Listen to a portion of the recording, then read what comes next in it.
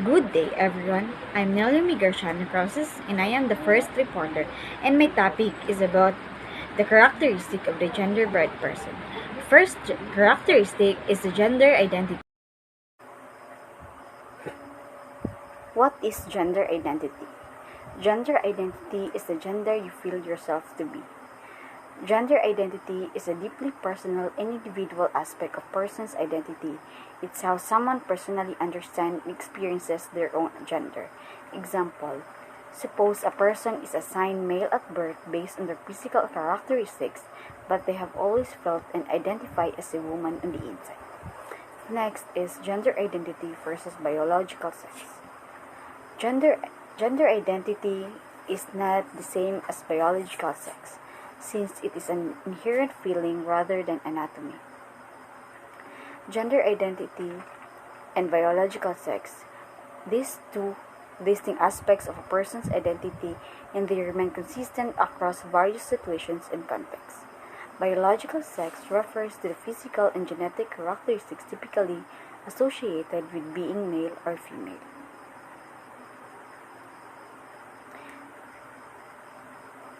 Example: there is a newborn baby named Jamie. When Jamie is born, a medical professional examines Jamie's external genitalia and assigns a biological sex based on those physical characteristics.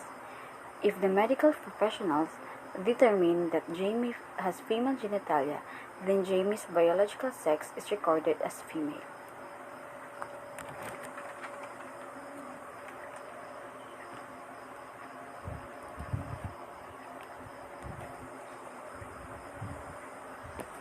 Next is gender identity and gender expression. While gender identity refers to how you feel, gender expression is how you present your gender to others. Example: gender expression. Taylor's gender expression can vary in different situations based on her choices and comfort level. The next one is intersex condition.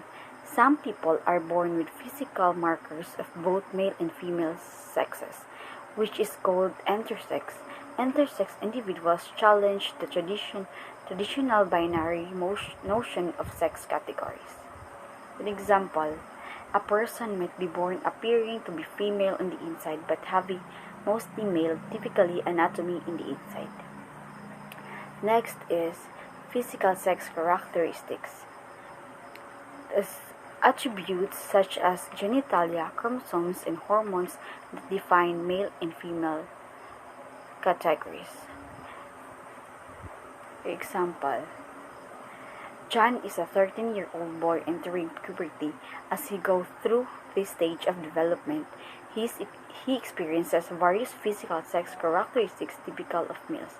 Example: facial hair, voice change, muscle development, and growth spot, and Adam's apple.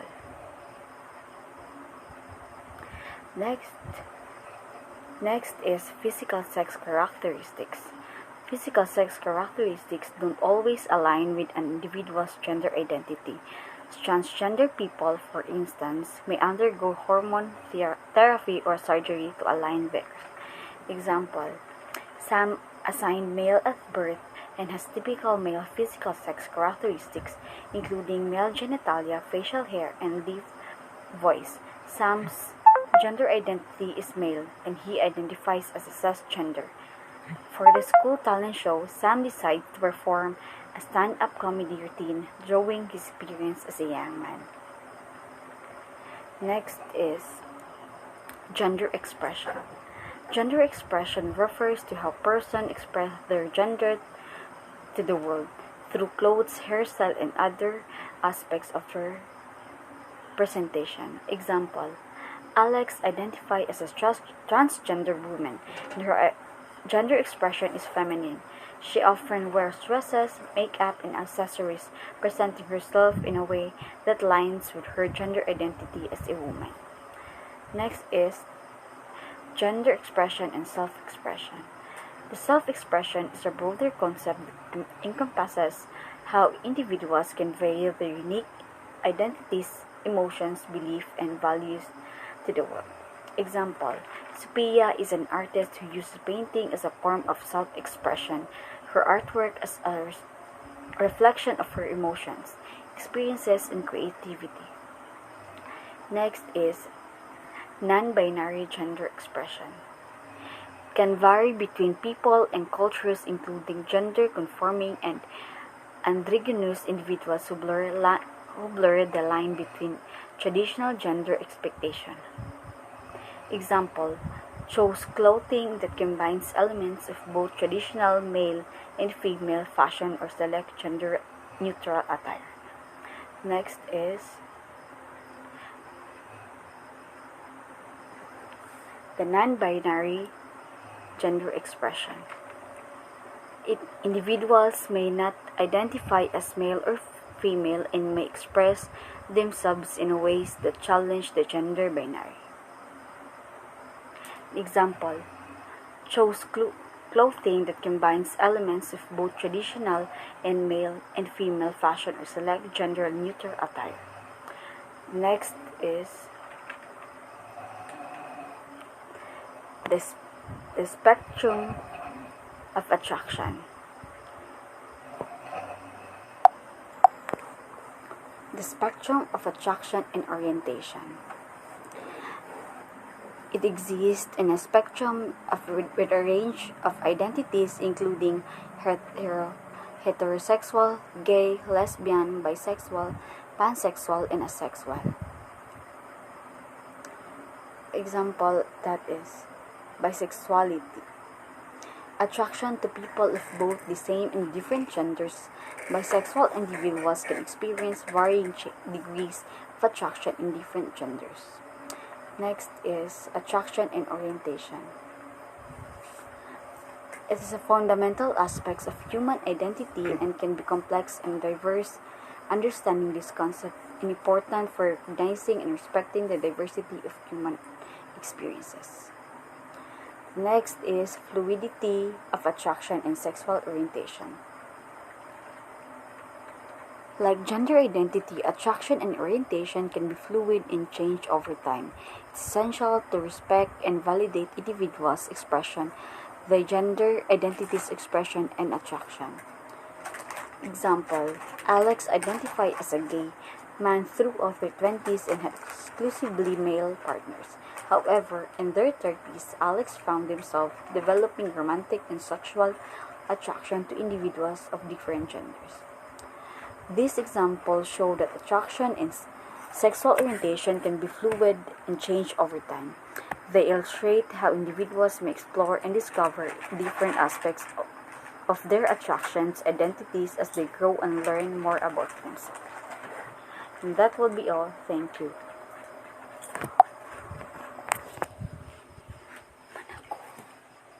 Saan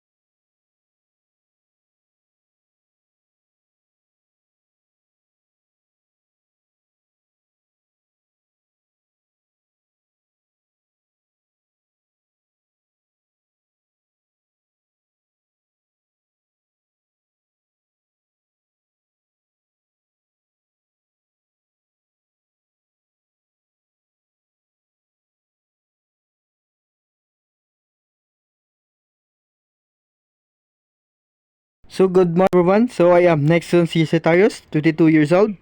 So for today's video, we will tackle about the gender-bread person.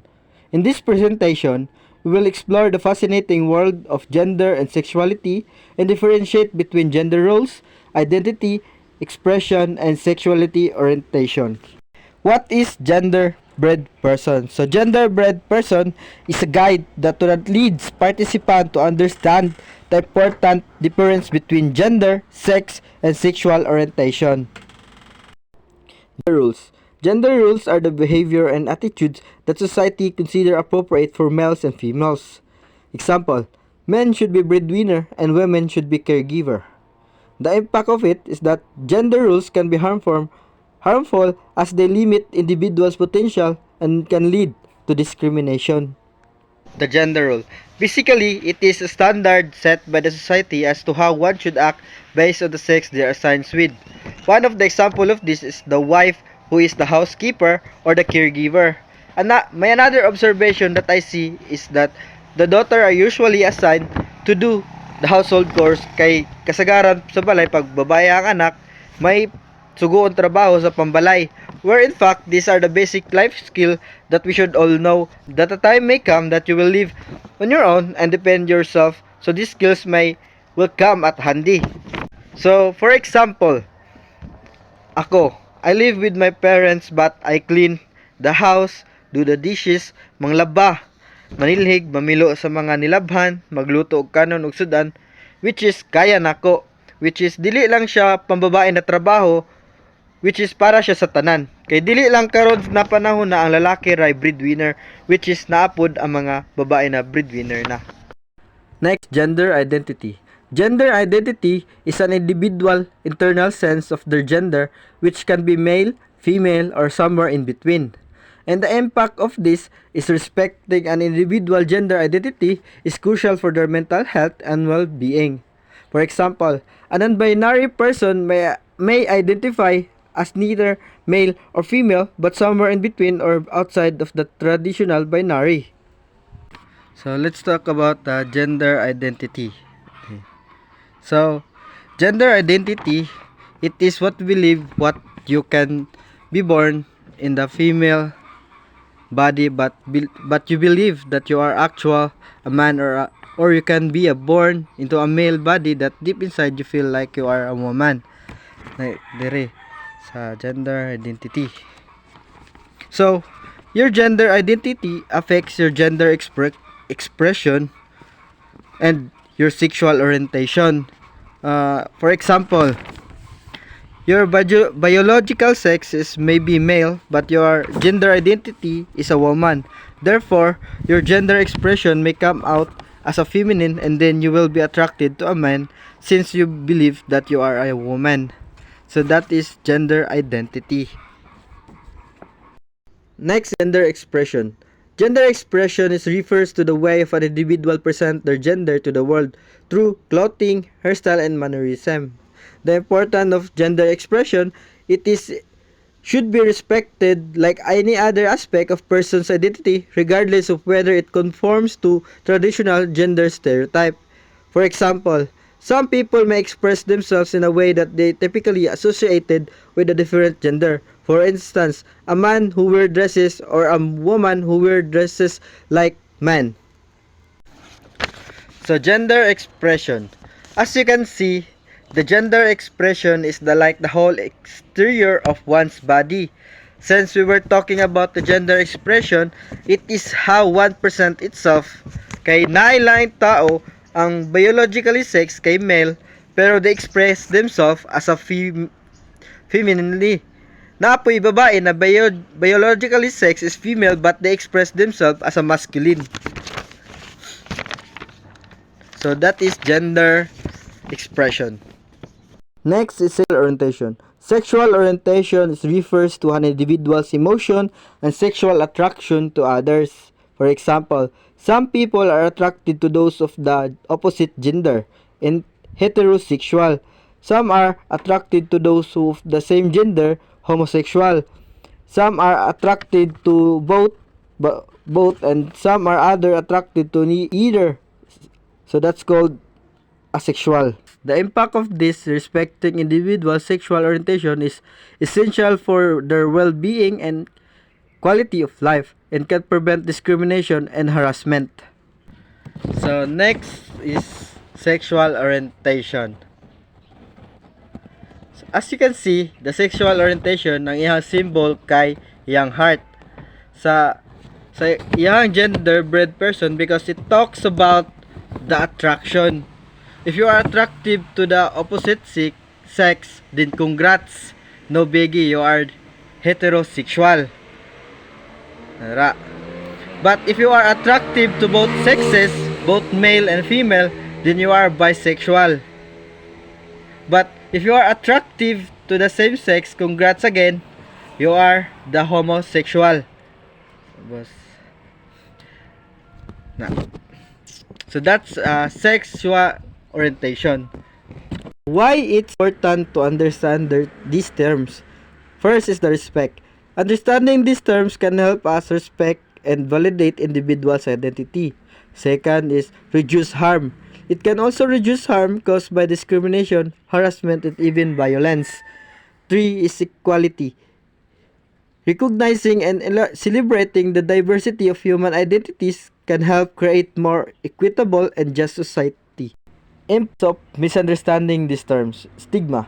Misunderstanding these terms can lead to stigmatization of individuals who do not fit traditionally gender and sexuality norms, and discrimination. It can also result in discrimination in various settings, including healthcare, housing, and employment.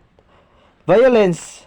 Transgender or gender non-conforming individuals are at high risk of violence, mostly due to misunderstanding and intolerance of their identities. Breaking the mold, exploring gender roles.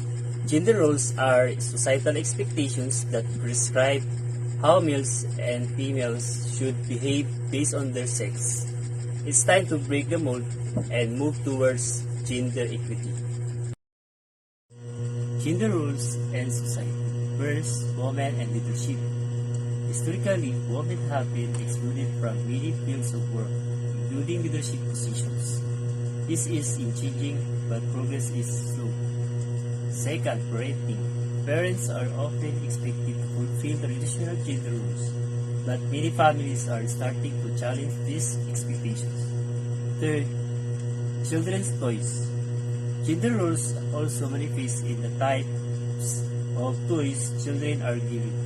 Boys are typically given toys related to action and aggression, while girls are given toys related to appearance and caregiving. Historical context and evolution of gender roles. First, ancient times. Gender roles were based on the physical strength of men and the childbearing abilities of women. Second, 1800s, sexual division of labor became more pronounced with the emergence of factory work and the separation of work and home life. The last one is today. While gender roles are still prevalent, there has been progress towards gender equity through legal and social changes in recent years. Stereotypical expectation of males. First, toughness. Men are expected to be physically and emotionally tough and discouraged from showing vulnerability or sensitivity. This can create mental and emotional health issues. Second, leadership. Men are often expected to hold leadership positions in the workplace and community. Third, provider. Men are expected to be the primary providers for the family, which can lead to financial stress and burnout. Last, sexuality. Men are sometimes expected to be sexually aggressive and dominant, leading to a culture of toxic masculinity. Stereotypical expectation of females. First, caretaker. Women are often expected to take care of children and other family members, which can limit opportunity for work or other activities. Second, domesticity. Women are expected to fulfill traditional domestic roles such as cooking and cleaning, even if they also have a career.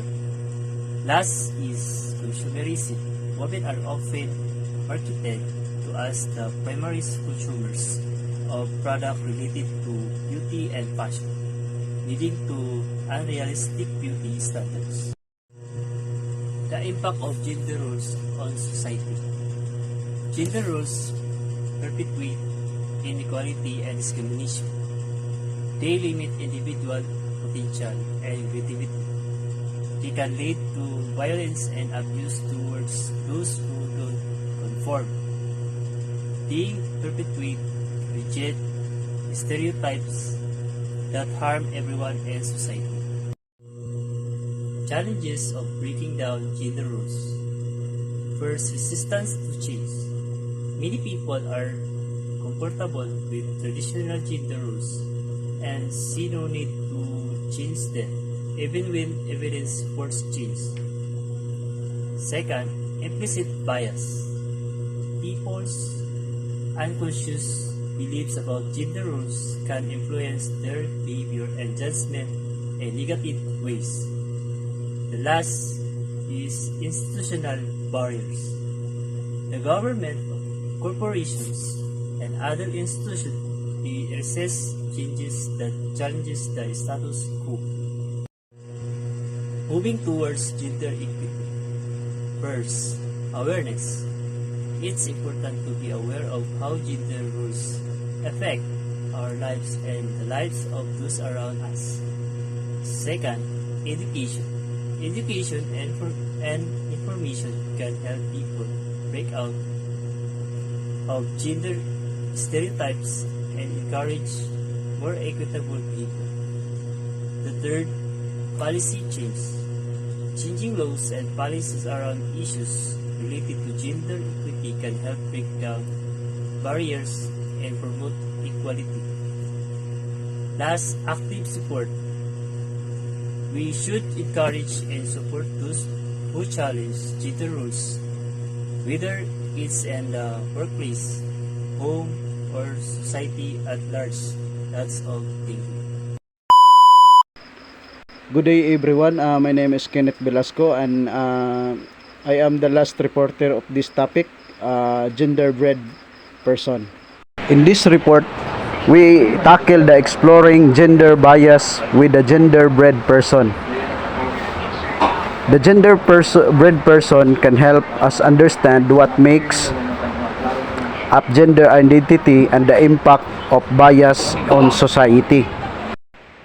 There are five classification of gender identity. First is the sex assigned at birth. Second is gender identity. Third is gender expression. And last is sexual orientation. Sex assigned at birth based on anatomy, hormones, and genetics. This can be male, female, or intersex. To understand, most example nito yung sa birth certificate ng isang tao. So next is the gender identity is an individual internal sense of being male, female, both or neither. This may or not aligned with their sex assigned at birth. So ito yung panahon na malalaman ng isang tao gaya ng isang lalaki na pinanganak na lalaki pero may pusong babae, and then yung babae na may pusong lalaki. Next is the gender expression. Gender expression is how an individual presents themselves to the world, such as clothing, hair, and mannerism. This often influenced by cultural norms and expectation. Naman yung panahon na kung saan ini-express ng isang tao kung ano yung tunay niyang pagkatao, gaya ng isang lalaki na may pusong babae na kung manamit man siya ay parang babae. And then yung babae na may pusong lalaki, kung pagbabasihan natin yung sa buhok niya ay pinapaiksi niya para maging boyish. And lastly, sexual orientation. Sexual orientation is an individual attraction to others such as heterosexual, homosexual, bisexual, or asexual. This is separate from gender identity and expression. Ito naman yung panahon na malalaman ng isang individual or isang tao, gaya ng bisexual, isang lalaki pero na-attract siya sa kapwa niya lalaki, and then sa isa ding babae. Next is the gender bias in society. First is the income inequality, stereotyping, and the violence. Income inequality. Men make more than women in many industries and positions, even with the similar qualification and experience. This perpetuates systematic gender bias. So napaka-common na sa atin ito, no? Mas namumuno talaga yung mga lalaki kaysa sa babae. Just like in politics, mas namumuno talaga yung lalaki, even if sa bahay. Next is the stereotyping. Gender stereotypes can limit opportunities and reinforce harmful attitudes towards individuals who don't conform to societal expectation of gender expression and identity. And the violence. Women and transgender individuals are the higher at risk for violence, including the sexual assault, domestic violence, and the hate crimes. Napaka-common na sa atin ito, no? Babae, yung mga transgender, kung nakikita natin sa mga newspaper, sa TV, mostly babae talaga at mga transgender yung ina-abuse. Next is the impact of gender stereotypes. First is the mental health, bullying, and workplace discrimination. Mental health. Gender stereotypes can lead to the internalized shame, stress, anxiety, depression, especially for those who don't fit traditional gender norms. Bullying. Children and teenagers who express non-comforting gender identities and expression are at the higher risk for bullying, harassment, and social isolation. And lastly, the workplace discrimination. Gender stereotypes can affect hiring, promotions, and employment opportunities, leading to a lack of diversity in the workplace. Breaking down gender norms. Pushback against stereotypes. Individual can challenge stereotypes by expressing themselves authentically, correcting others when they are used stereotypes, and offering resources to those who want to learn. Advocate for policies. Advocacy can happen at the policy level, advocating for changes in legislation, and the social level by joining grassroots movements and organizations that work to create a change. Community building. Communities can gather around common goals, helping individuals connect with one another and support each other, ultimately creating safe and supportive space for individuals. Challenges in overcoming gender bias. Resistance to change. Individuals, organizations, and societies can be resistant to change, preparing the status quo even if they reinforce bias and stereotypes. Backlash. Progress towards gender equity can be met with a backlash that seeks to maintain the status quo, reinforcing the stereotypes and creating oppositional attitudes towards change. Institutional bias. Institutional bias can be built into economic, legal, social, and political structures. limiting opportunities and resources and available for marginalized population. Inclusion and solution. First, education and awareness. Spreading knowledge and awareness through education programs can help dismantle gender biases in society. Second, inclusive practices. Implementing exclusive practices in organization can help to reduce gender bias and increase diversity in workplace. Lastly, legal protection. Advocate for policy changes to increase legal protections for transgender individuals, women, and other marginalized population.